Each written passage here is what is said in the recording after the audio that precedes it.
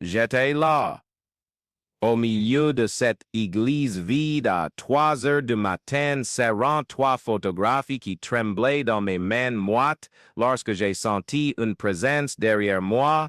Je me suis retourné lentement et j'ai vu une femme vêtue d'un manteau bleu, les yeux les plus sereins que j'ai jamais contemplés. Elle n'a rien dit, elle a simplement tendu la main et à cet instant, toutes mes certitudes d'athée convaincu se sont effondrées comme un château de cartes. Moi qui avais passé 42 ans à clamer que Dieu était une invention de l'esprit humain, je me trouvais face à face avec quelque chose que je ne pouvais expliquer avec toute ma logique d'ingénieur.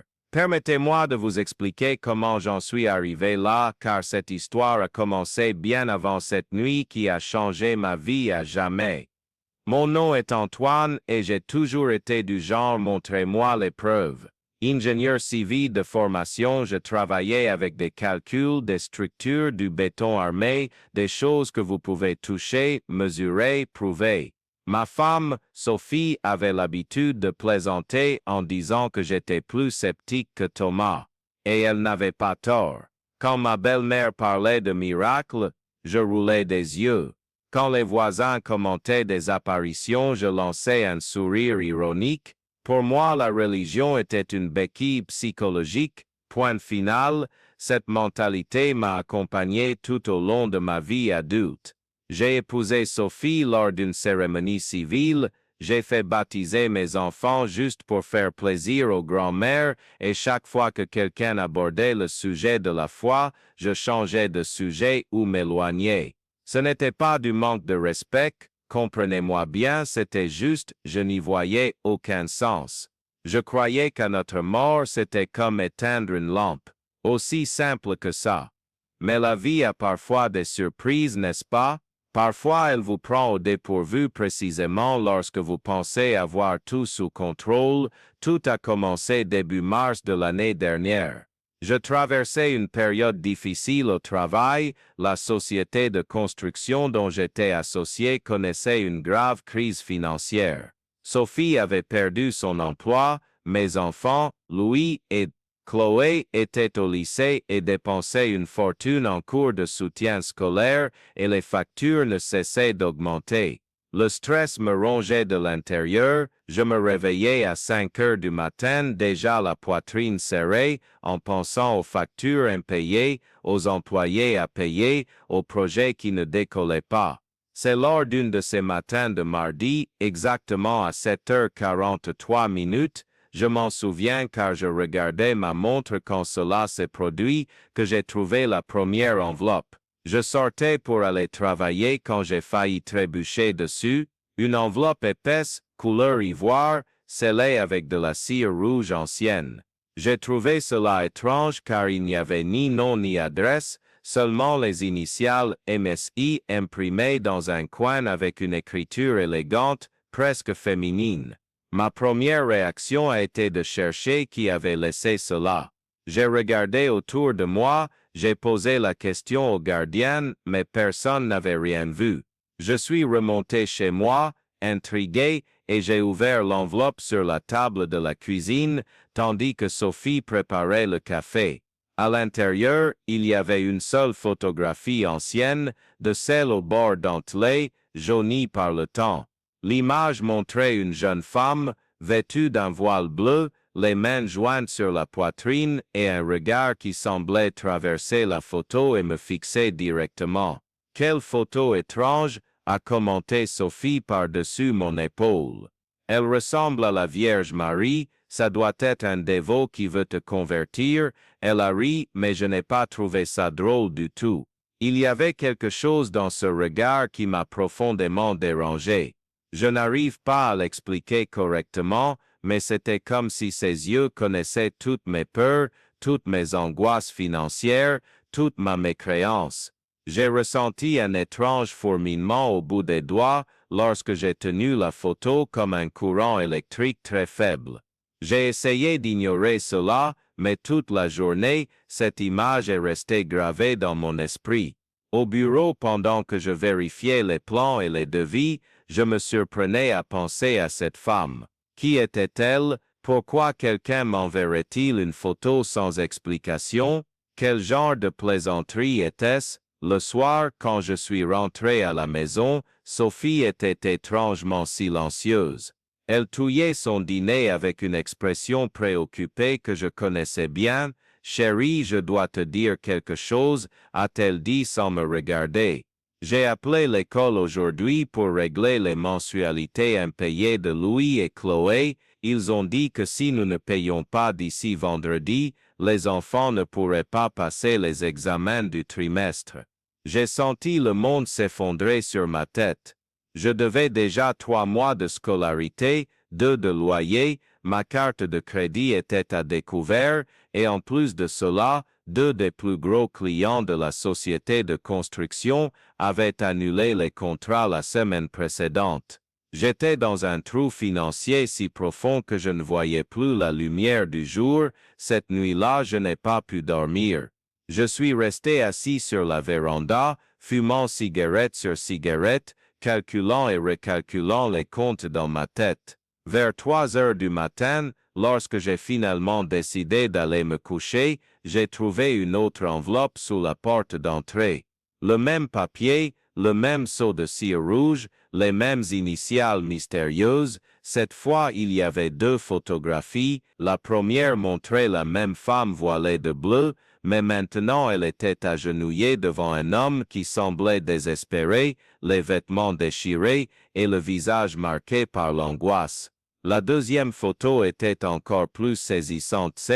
La femme se trouvait dans ce qui semblait être un hôpital ou une maison de retraite, touchant le front d'un enfant malade, avec une expression de compassion qui m'a fait avaler ma salive. Au dos de chaque photo, il y avait des phrases écrites à la main, avec la même écriture élégante que sur l'enveloppe. Peu importe combien tu doutes, et elle intercède toujours pour les affligés. Mon cœur s'est emballé. Qui me faisait cela? Comment savait-il que je traversais des difficultés?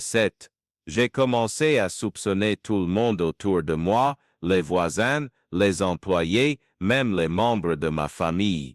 Quelqu'un se moquait de ma situation de crise, et cela me rendait furieux et effrayé à la fois.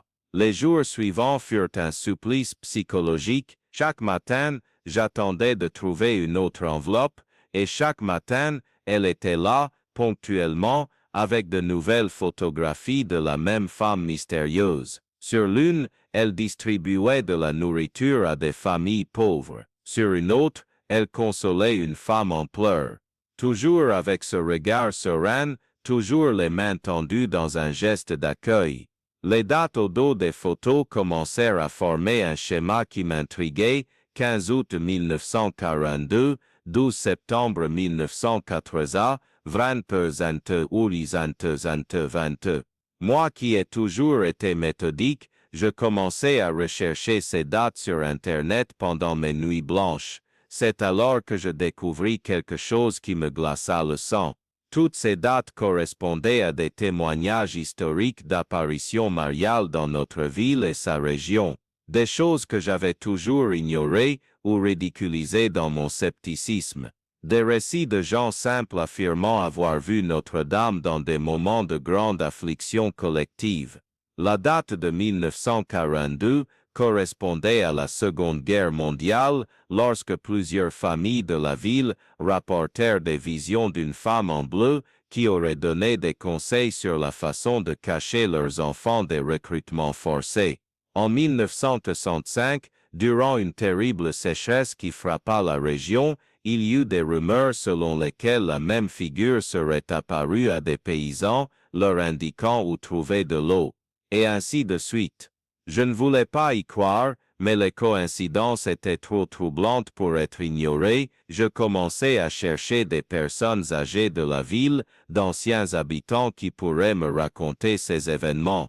Discrètement, sans révéler mon véritable intérêt, je parlais à Madame Dubois, une dame de 80 ans qui habitait l'immeuble voisin. « Ah, mon garçon, dit-elle lorsque je mentionnais les événements de 1965, j'étais jeune fille à cette époque. Mon père était désespéré, car le puits de notre famille était complètement asséché.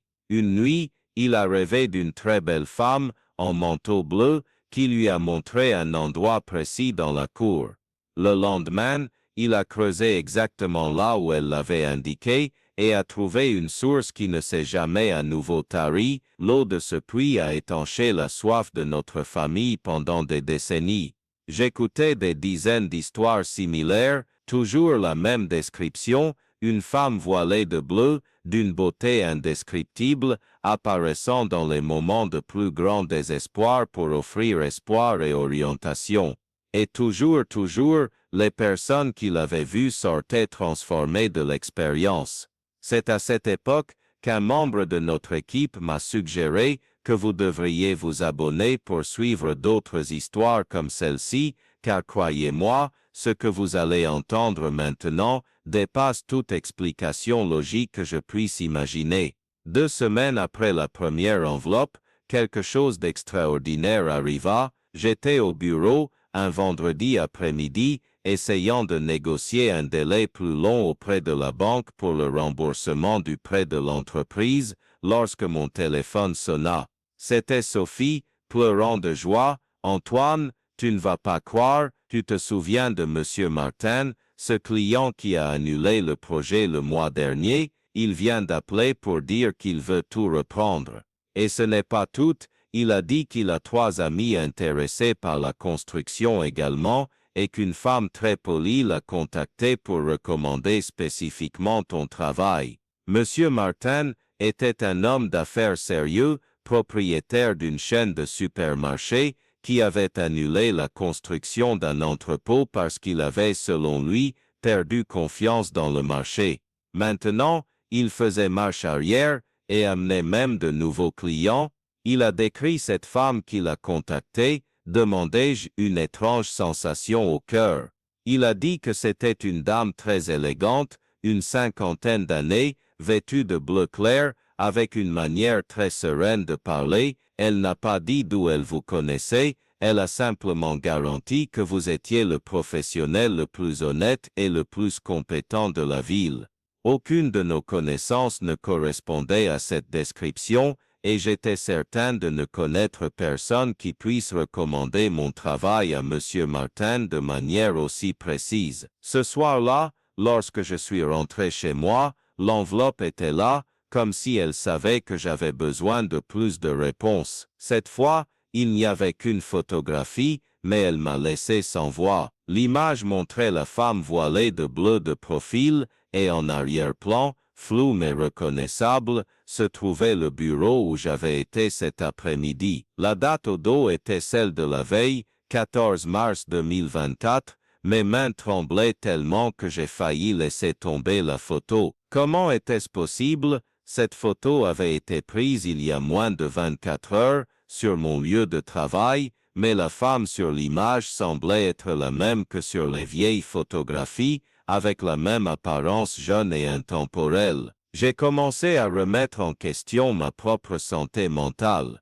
Le stress me faisait-il halluciner? Étais-je en train de faire une dépression nerveuse? J'ai pris rendez-vous avec un psychologue, j'ai fait des examens médicaux, mais tout était normal. Les médecins m'ont dit que j'étais simplement fatigué et que je devais réduire mon anxiété, mais les enveloppes ont continué à arriver. Et avec elles, des choses inexplicables ont commencé à se produire dans ma vie. En plus du retour de M. Martin, d'autres anciens clients ont commencé à me contacter. Des projets bloqués depuis des mois ont soudainement reçu l'approbation de la mairie. Des fournisseurs qui avaient durci leurs conditions de paiement ont recommencé à offrir des délais flexibles. En 3 semaines, la situation financière de l'entreprise est passée de chaotique à stable. J'ai pu régler les arriérés de scolarité des enfants, mettre le loyer à jour, et il me restait même de l'argent pour une petite réserve d'urgence. Sophie était euphorique du changement, mais je me sentais de plus en plus inquiet. J'étais sûr que ces enveloppes mystérieuses étaient liées à l'amélioration de notre situation, mais je ne comprenais pas comment ni pourquoi. C'était un mercredi, presque un mois après la première enveloppe, que j'ai reçu le message le plus troublant de tous. Cette fois, ce n'était pas une photographie, mais un petit papier avec une adresse écrite à la main ci, c'est Quai Notre-Dame rue des Lilas, 247, vendredi, 3 heures du matin, venez seul et apportez toutes les photographies C. L'église Notre-Dame se trouvait dans le vieux quartier de la ville, dans une rue étroite et mal éclairée. C'était un édifice ancien, du XVIIIe siècle, que je connaissais de vue, mais dans lequel je n'étais jamais entré. Durant toute la journée de jeudi, j'ai hésité entre la curiosité et la peur. Une partie de moi voulait résoudre ce mystère une fois pour toutes, mais une autre partie murmurait que je devais ignorer cet appel et poursuivre ma vie, qui s'était tellement améliorée ces dernières semaines. Dans la nuit de vendredi, je me suis réveillé à 2h30 sans avoir besoin de réveil. Sophie dormait profondément à mes côtés. J'ai enfilé des vêtements quelconques, j'ai pris toutes les photographies que j'avais reçues, et je suis sorti de la maison comme un somnambule. La rue était complètement déserte lorsque je suis arrivé à l'église. Le bâtiment semblait encore plus imposant dans l'obscurité, avec ses tours gothiques se découpant sur le ciel nuageux. À ma grande surprise, la porte principale était entr'ouverte, comme si quelqu'un savait que je viendrais. Je suis entré lentement, sentant un doux parfum de rose qui contrastait avec l'odeur de cire et de vieux bois qui dominait l'atmosphère. La nef était plongée dans une pénombre dorée, éclairée seulement par les bougies qui tremblaient devant le maître-autel. Mes pas résonnaient sur le sol de pierre tandis que je marchais vers les premiers bancs. C'est lorsque je suis arrivé juste devant l'autel que j'ai senti une présence derrière moi. Je me suis retourné lentement, le cœur battant si fort qu'il semblait vouloir sortir de ma poitrine, et c'est alors que je l'ai vue. Une femme de taille moyenne, enveloppée dans un manteau bleu, qui semblait briller de sa propre lumière. Le visage était jeune, mais les yeux avaient une profondeur qui parlait de siècles et de compassion. C'était exactement la même personne que sur les photographies C.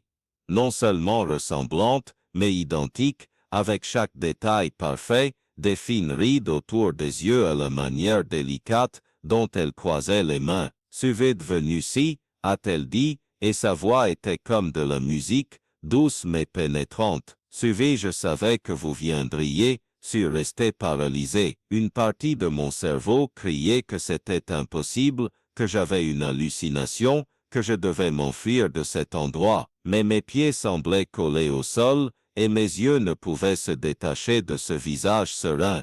Suivi, qui êtes-vous c'est, et je réussis à balbutier. Suivi, qui je suis c'est, a-t-elle répondu, faisant un pas vers moi. Suivi, l'avait toujours su, même lorsque vous criez que je n'existais pas.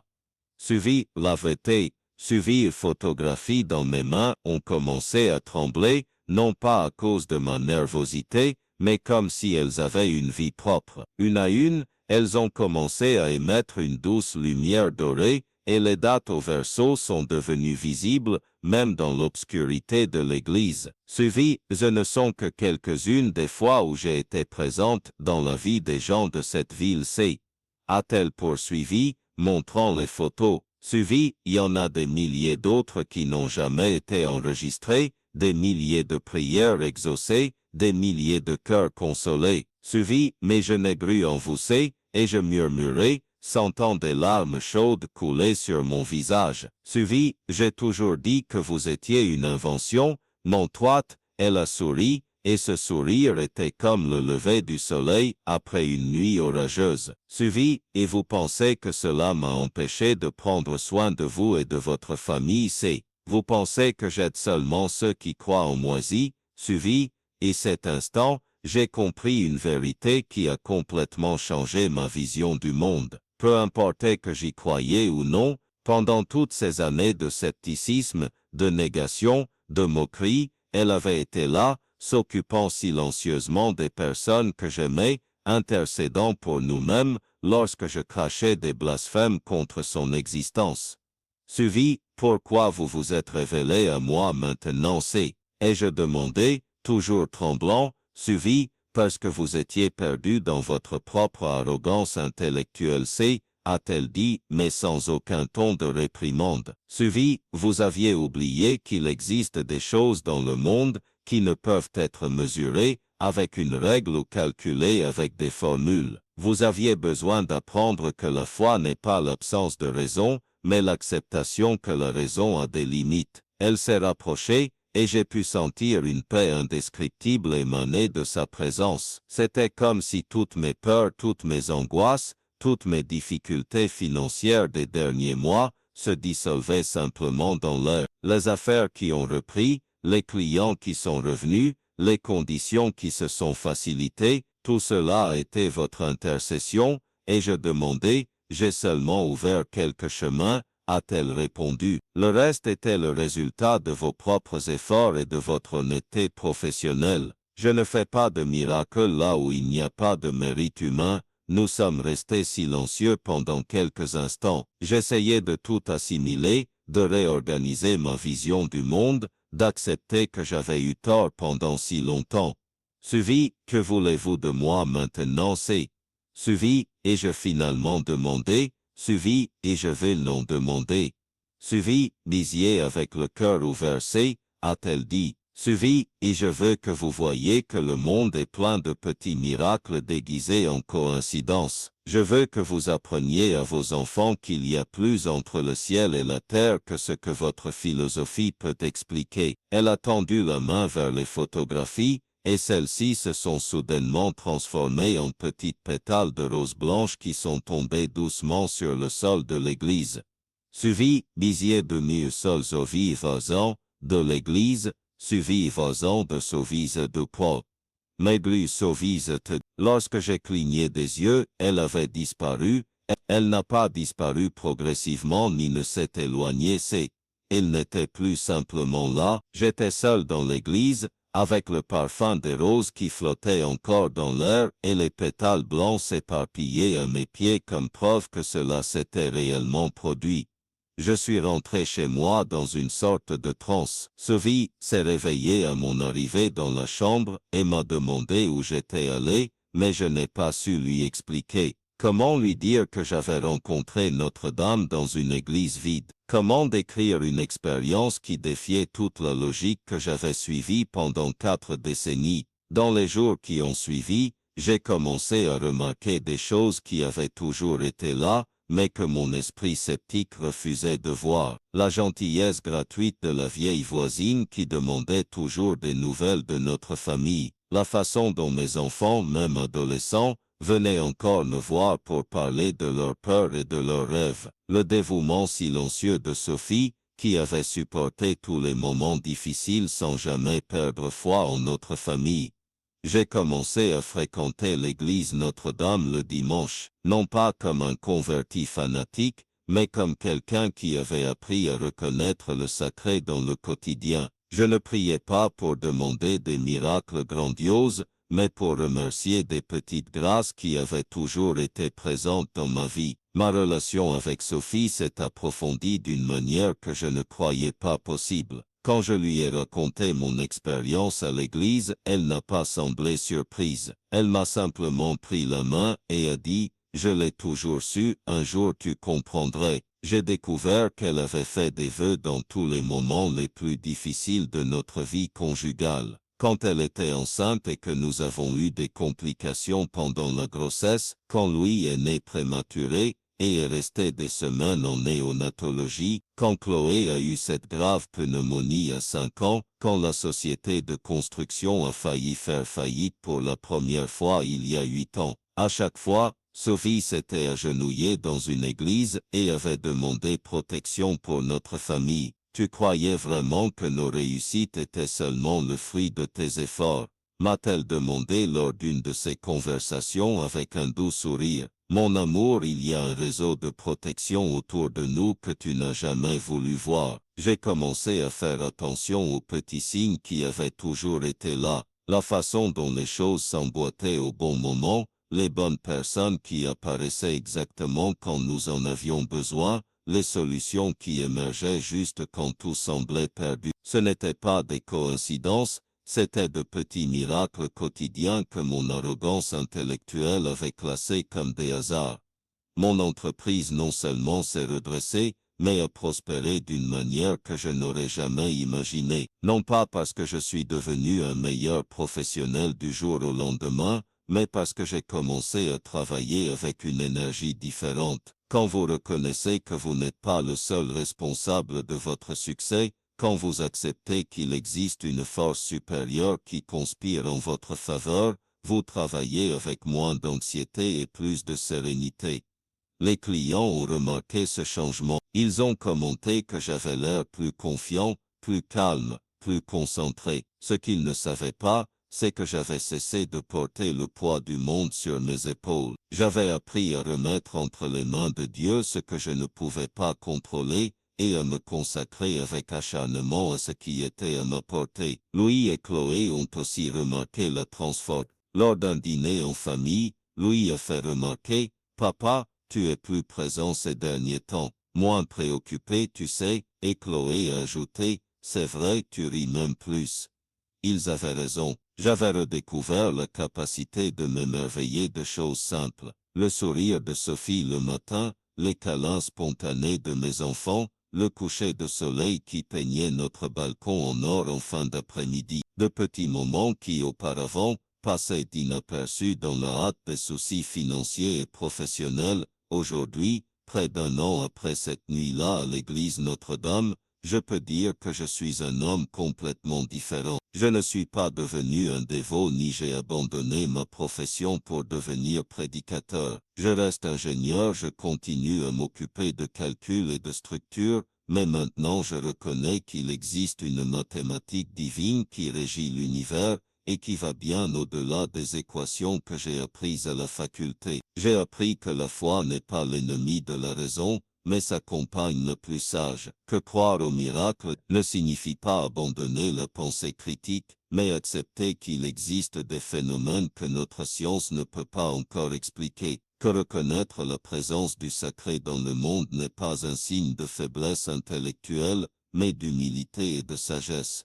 Je reçois encore des enveloppes de temps en temps, mais maintenant elles arrivent à des moments différents. Quand quelqu'un de proche traverse des difficultés, quand j'ai besoin de prendre une décision importante, quand mon cœur est inquiet pour une raison quelconque. Toujours avec un message simple, toujours avec une orientation subtile, toujours au moment précis où j'en ai besoin. La dernière fois, c'était il y a 2 semaines quand j'ai appris que mon plus jeune frère avait de sérieux problèmes dans son mariage. L'enveloppe ne contenait qu'une phrase, « Invitez-le à déjeuner dimanche ». J'ai suivi le conseil et pendant ce déjeuner, il s'est complètement ouvert sur ses angoisses conjugales. Nous avons pu parler franchement pour la première fois depuis des années, et aujourd'hui, lui et sa femme suivent une thérapie de couple et retrouvent l'harmonie perdue. Si vous regardez ce récit et que vous vous identifiez à l'homme sceptique que j'étais, je veux vous laisser un message, n'ayez pas peur de remettre en question vos propres certitudes. Le monde est bien plus vaste et plus mystérieux que notre esprit ne peut le comprendre. Il existe une intelligence supérieure qui prend soin de nous, même quand nous n'y croyons pas, même quand nous la nions, même quand nous nous révoltons contre elle. Je ne suis pas là pour convertir qui que ce soit ni pour défendre une religion spécifique. Je ne fais que partager mon expérience personnelle de découverte que le sacré est beaucoup plus proche de nous que nous ne l'imaginons. Il se manifeste dans la bonté gratuite des gens, dans la synchronie des événements, dans la force que nous trouvons dans les moments les plus difficiles, dans l'amour qui unit les familles, dans l'espoir qui renaît quand tout semble perdu. Aujourd'hui, lorsque j'entre dans une église, je ne suis plus l'homme qui se moquait des prières des autres. Je suis quelqu'un qui a appris à remercier pour les bénédictions reçues et à demander protection pour les personnes que j'aime. Lorsque je vois quelqu'un agenouillé devant une image, je ne ressens plus de mépris intellectuel, mais une profonde compréhension que cette personne se connecte à quelque chose de beaucoup plus grand qu'elle-même. Et vous, qui écoutez cette histoire, avez-vous déjà réfléchi aux petits miracles qui se produisent dans votre vie, aux portes qui s'ouvrent précisément lorsque vous en avez besoin, aux bonnes personnes qui apparaissent aux moments exacts, aux solutions qui émergent quand tout semble impossible? Peut-être est-il temps d'ouvrir les yeux du cœur et de reconnaître que nous ne sommes pas seuls dans ce voyage, qu'il existe, oui, une force supérieure qui prend soin de nous avec un amour infini, même lorsque notre raison persiste à nier son existence. La foi, j'ai découvert, n'est pas seulement croire en ce que l'on ne voit pas, c'est reconnaître le divin dans ce qui a toujours été sous nos yeux, attendant patiemment que nous cessions d'essayer de tout expliquer et que nous commencions simplement à remercier.